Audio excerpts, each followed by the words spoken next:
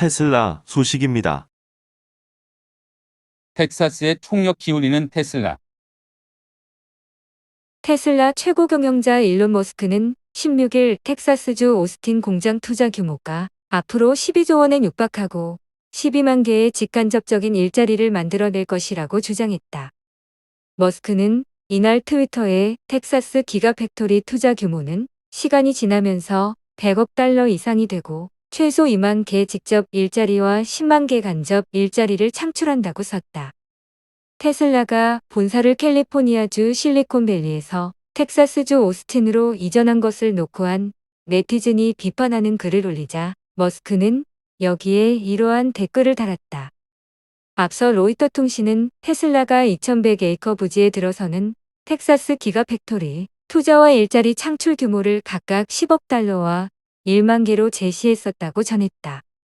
테슬라는 완공을 앞둔 텍사스 기가팩토리에서 전기 스포츠 유틸리티차 모델 Y와 전기 픽업 트럭 사이버 트럭 등을 생산할 예정이다.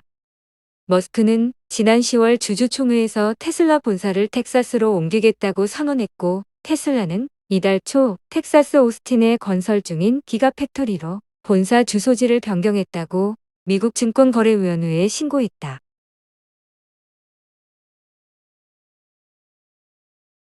애플 소식입니다. 무선 칩 독자 개발 나서. 애플이 그동안 브로드컴, 스카이웍스를 통해 공급받았던 무선 칩을 독자적으로 개발할 것으로 보인다. 16일 블룸버그에 따르면 애플은 무선 칩을 독자 개발하기 위해 남부 캘리포니아 어바인 사무소에 새로운 팀을 구성하고 엔지니어를 고용하고 있다고 밝혔다. 특히 모뎀 칩과 무선 반도체 개발 경력자를 뽑고 있다. 애플의 어바인 사무소에서는 무선 라디오, 무선 주파수 집적회로, 무선 시스템 온칩, 블루투스와 와이파이를 연결하기 위한 반도체 등을 개발할 예정이다. 이들 칩은 현재 브로드컴, 스카이웍스, 퀄컴 등으로부터 공급받고 있는 부품들이다. 애플은 에어팟, 애플워치 등을 무선으로 연결하기 위해 맞춤형 무선 칩을 사용하고 있다.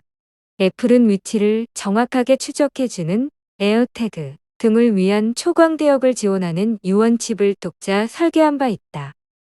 블룸버그에 따르면 브로드컴의 전체 매출에 애플이 약 20%를 차지하고 있으며 스카이웍스의 전체 매출의 60%가 애플에 의존하고 있다. 애플이 무선 칩 독자 개발에 나선다는 소식이 알려진 후 17일 무선 칩 제조사들의 주가는 하락세를 보였다. 스카이웍스는 11% 하락해 지난해 3월 이후 최대 폭락을 기록했고 브로드컴과 퀄컴은 각각 4% 이상 하락했다. 마이크로소프트 소식입니다. 산업특화 클라우드 보폭 확대.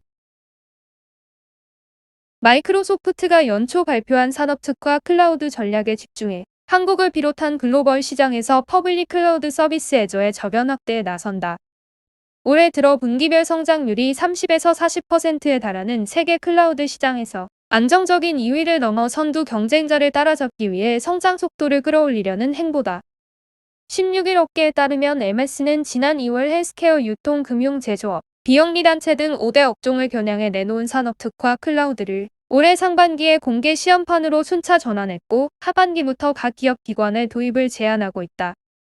MS는 35종 이상의 산업대열 컴플라이언스를 지원하고 90여 개 인증 요건을 충족하는 보안성과 신뢰성을 애저 클라우드 서비스의 강점으로 내세운다. MS 비즈니스 애플리케이션 부문 부사장은 산업특화 클라우드는 고객이 끊임없이 변화하는 새로운 현실에 빠르게 적응하도록 돕고자 만들어진 솔루션이라며 기업들은 각 산업에서 비즈니스 과제를 해결하는 데 속도를 낼 수 있을 것이라고 말했다. 지난 4월 MS의 고객 세미나인 애저 에브리웨어에서 SKT, 두산중공업, 웨일묘, 웅진, 서울아산병원, NH투자증권 등이 MS 클라우드 활용 사례를 공개했다. SKT의 클라우드 CCTV 플랫폼, 두산중공업의 디지털 운영관리 시스템 기반 풍력 발전기, 서울아산병원 빅데이터 센터의 머신러닝, 의료 데이터 분석 솔루션, 네일롭의 셋 기반 전사 이 시스템 등이 모두 애저 클라우드를 활용하고 있다. 국내에서는 특히 애저 클라우드 기반의 데이터 AI 기술을 활용하는 금융, 증권사와 의료기관의 사례가 주목받으면서 이 분야에서 MS의 입지가 커지고 있다. KB국민은행은 사업 모델 개선을 위한 신기술을 개발 중이고, 신한은행은 협업 플랫폼 팀즈와 서피스를 활용하는 연구개발, 협업 공간 내에 애저 스택 에지 기반 테스트베드를 구현했다. SC제일은행은 금융권 최초로 비식별화된 개인정보를 클라우드에서 활용하는 프로젝트를 진행하고 마이데이터 분석 시스템 구축을 추진 중이다. 이 밖에 NH투자증권과 유한타증권은 고성능 컴퓨팅을 활용해 상품 분석 평가 비용 절감 효과를 얻었다. 연세의료원은 원내 코로나19 감염 확산 위험을 줄이면서 산하병원 간 협업과 다학제 진료를 통한 최적 의료 서비스를 제공하기 위해 MS의 메타버스 솔루션을 활용한 메타버스 기반 스마트 병원을 구축했다. MS 본사는 올해 3월 219억 달러 규모의 증강현실 헤드셋 기반 전투, 훈련 시스템 개발과 AR기기 납품 등을 포함한 통합 시각화 증강 시스템 본사업 계약을 맺고, 하반기부터 미국 국방부가 100억 달러 규모로 추진하는 차세대 군사 전략 시스템 구축 사업인 합동 전투 클라우드 역량 프로젝트에 참여하는 등 국방 분야에서 두각을 드러냈다.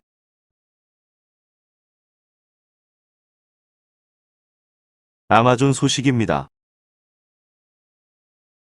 아마존, 원화로 쇼핑 가능. 해외 쇼핑몰 이용자가 늘고 있다. 이 추세에 발맞춰 미국 온라인 커머스 아마존이 달러가 아닌 원화 결제 서비스를 제공하겠다고 나섰다. NHN 한국사이버결제는 16일 아마존 국내 가입자들을 위한 결제 서비스화로 선정됐다고 밝혔다. 이에 따라 아마존 한국 고객들은 그동안 부담해야 했던 이중 환전 수수료를 내지 않고 원화 결제로 보다 저렴한 가격에 물건을 살 수 있게 됐다. 그간 아마존 국내 가입자들은 비자, 마스터, 아멕스 등 해외 브랜드 신용카드를 이용해 왔으며 달러를 기준으로 하는 탓에 환율 등이 적용되면서 어쩔 수 없이 이중 환전 수수료를 부담해야 했다. 물건을 장바구니에 담기 전 표기된 달러를 원화로 바꾼다고 해도 아마존사에서 국내 카드사의 달러로 통보하기 때문에 달러 표시를 원화로 바꾸는 것은 금액 확인 용도 외에는 아무런 의미가 없다. 때문에 아마존을 즐겨 찾는 많은 국내 가입자들은 원화 결제 필요성을 주장하기도 했다. NHN KCP 관계자는 아마존과 협력하게 돼 매우 기쁘다. 더 나은 고객 관계를 구축할 새로운 길을 개척하는 기회로 삼겠다며 NHN KCP는 현재와 미래의 구매자 요구를 충족할 수 있는 유연성을 제공할 수 있도록 최선을 다하겠다는 소감을 밝혔다. 지금처럼 결제 방식이 폭넓어지기까지 아마존 국내 이용자 중 신용카드를 소지하지 않은 가입자는 아마존 기프트카드를 사서 물건을 구매하기도 했다. 아마존 기프트카드는 국내 오픈마켓인 지마켓이나 옥션 등에서 구매할 수 있는데 $50, $100 단위로 판매하고 있다. 기프트카드를 사면 구매자의 문자나 카카오톡 등으로 코드가 전송되고 이것이 있어야만 물건을 구매할 수 있다. 일반 카드처럼 물건 구매 후 카드 승인을 확인할 수 있는 별도의 문자 서비스는 없다.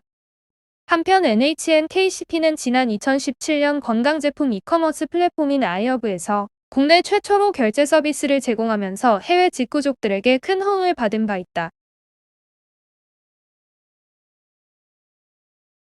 보잉 소식입니다. 오미크론도 못 막는다. 2022년에는 날아오를 보잉.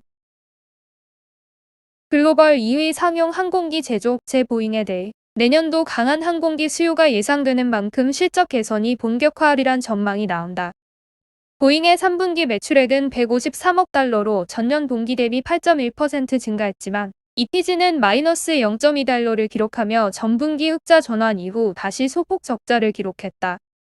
항공서비스 부문 매출 호조를 787기종 인도 지원 및 스타라이너 프로젝트 관련 비경상 비용이 상쇄했다는 평가가 나온다.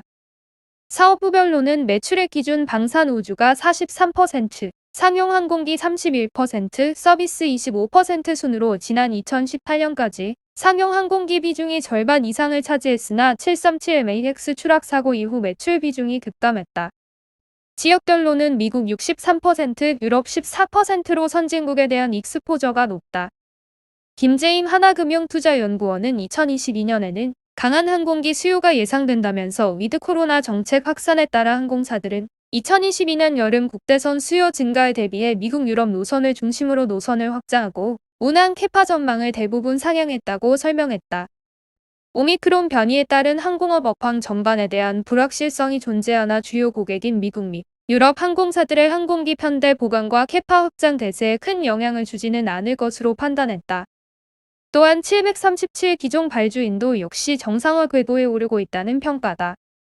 그는 최근 인도에 이어 중국 감독 당국의 운항 재개 승인을 얻어냈으며 중국은 2022년 2월 동계올림픽을 앞두고 항공편 캐파 압박을 받고 있어 내년 초부터 737MAX의 인도 속도가 더욱 탄력을 받을 것으로 내다봤다.